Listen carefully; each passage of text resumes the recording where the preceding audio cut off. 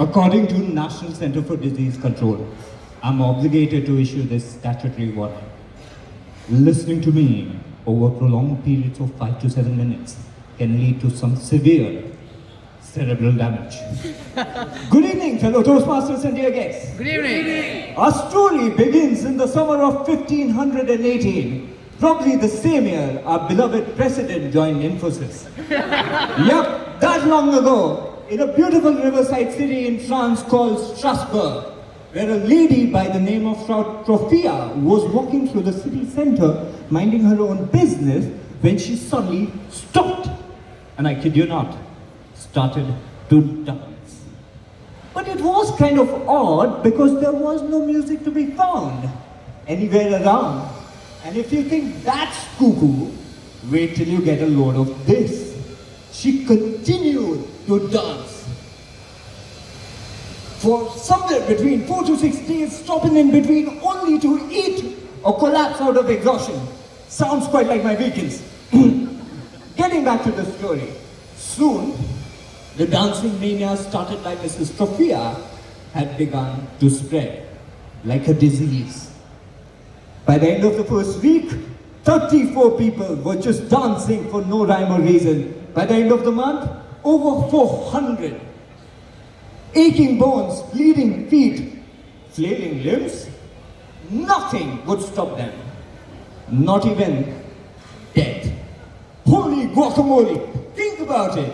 Have you ever danced so hard you died? I don't think so. You guys are all alive, right? Okay, let's not go there. Now this became a cause for concern for the city council because at one point of time, the death toll from all this dancing was 15 a day.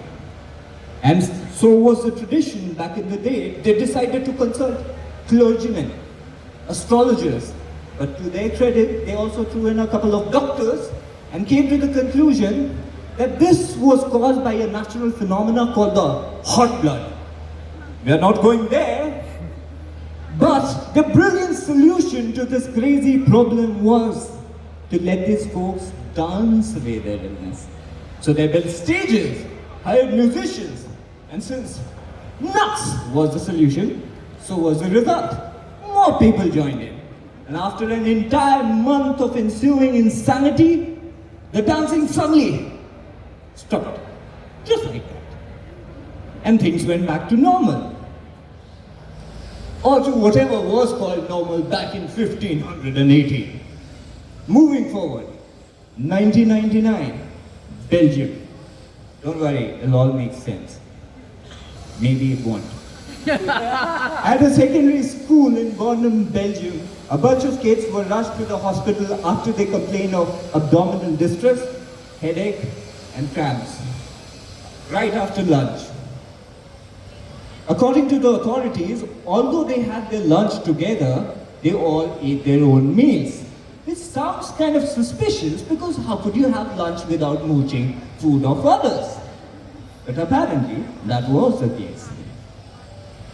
Right? The only thing that these kids had in common was the fact that they all had bottled Coke from the same crate, which allegedly had a strange odor.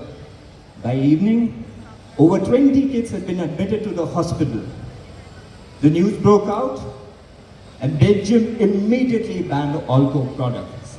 Coke issued an apology and recalled everything. It was the biggest recall in Coca-Cola's history. The next 48 hours were even worse. Hundreds more from various different schools all across the country were rushed to the hospital after they complained of similar symptoms. The entire nation was engulfed in a state of panic.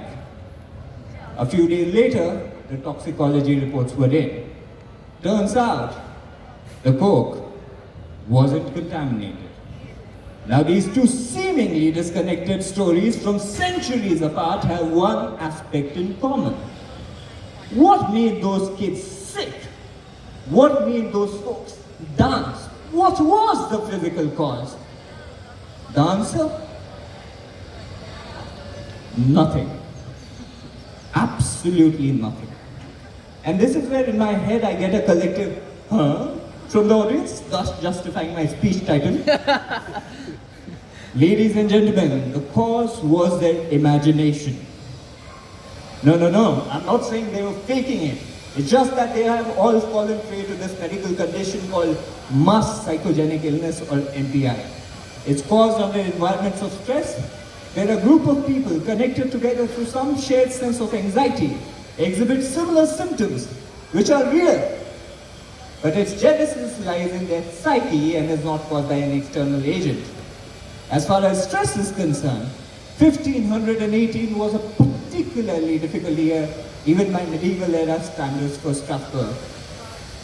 The whole region was riddled with famine and people tended to be superstitious.